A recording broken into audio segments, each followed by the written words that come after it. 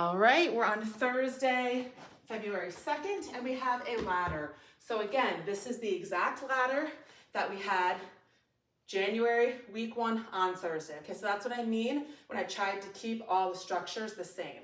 So that way you're not shocked by anything new. So it's the same ladder, 15, 10, 5, 10, 15. And we have burpees, goblet squats, pullovers, bike crunches, and we have planks to a Tabata timer. Okay, so burpees, I'm going to show you half burpee. Down, out, in, jump, down, out, in, jump, down, out, in, jump. We have goblet squats.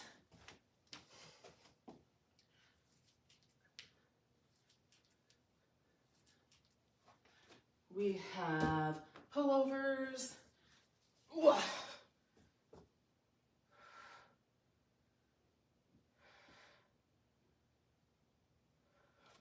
And bike crunches. So right, left, 1, right, left, 2. That's how you count those. Okay. So before I begin, the structure is a ladder style. So we're doing 15 of each exercise, 10 of each exercise, 5 of each exercise, back up to 10 of each, back up to 15 of each, okay? So that is how it goes. It goes high to low, then back up. So burpees. Burpees has multiple modifications, okay? So a lot of people are afraid of burpees. It's actually the easiest one to get into and to get better at because there are so many modifications, okay? So I'll start simple and then I'll go hard. So your simplest solution is off of a height. So you would put your hands down, you would jump out into high plank, jump back in, jump up, 1, down, out, in, 2, down, out, in, 3, okay? So literally anybody should be able to do that. So that is a burpee. That's just your most modified version. If you're somebody who can't do that because of injury or because of your knees, your option would be to step out and step in. So every version of a burpee, instead of the jump, you can step out, jump in, or jump out, step in, or step both. That's always an option, okay? Your medium burpee, which most people do, is a half burpee. So you're standing, you're gonna put your hands on the ground, jump out into high plank, jump back into a wide squat, and jump up. 1, down, out, in, jump. Woo! 2, down, out, in, jump. 3, okay? So as I said, you have multiple variations. You can go down, step out, step in. You can go down, step out, jump in, or you can go down, jump out, step in. All of those are variations, and it's also an option to not jump at the top if you can't jump. If you can jump, you need to be jumping. Now your full hardest burpee, which is your true burpee, is all the way to the ground, okay? So you put your hands down, you jump out to high plank, but let your body go all the way down to the ground. So my chest, stomach, thighs, everything is touching the ground. Then I'm gonna push up with my hands and off my toes into a squat and jump. So down, out to the ground, press into your squat, jump. Down, out to the ground, into your squat, jump, okay? So again, those are all of your variations. There's a lot of them, so you can do one of them, okay? And we have goblet squats. Goblet squat is a squat holding the weight in front of you at the chest by the top of the dumbbell, okay? So you're here and you're just gonna squat down, up, down, up, down, up, okay? So notice that I do take usually a little bit of a wider stance when I do my goblet squat. I make sure that my knees are going out and I make sure that my back is staying upright. So even though I have the weight in front of me, I'm not hunching down. A lot of people love to go like this, okay?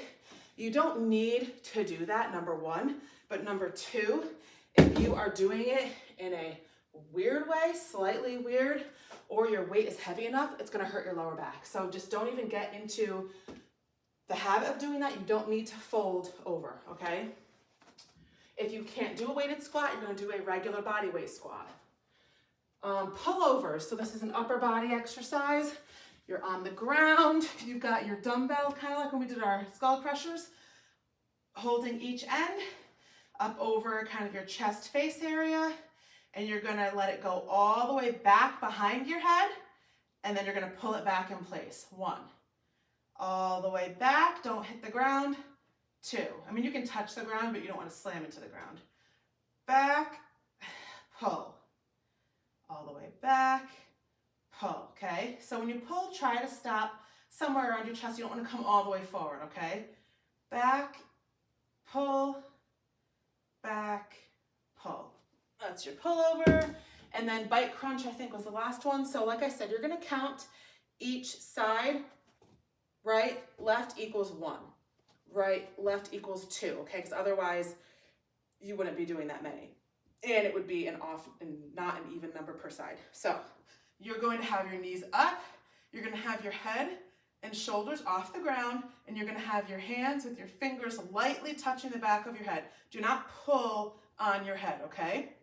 I'm going to outstretch one leg, and I'm going to try to meet the opposite elbow and knee, okay?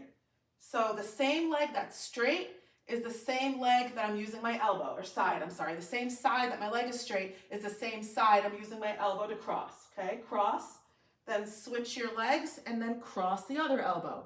Switch your legs, cross, switch your legs, cross. So your upper body is going from side to side. So elbow, diagonal, elbow, diagonal, elbow, diagonal.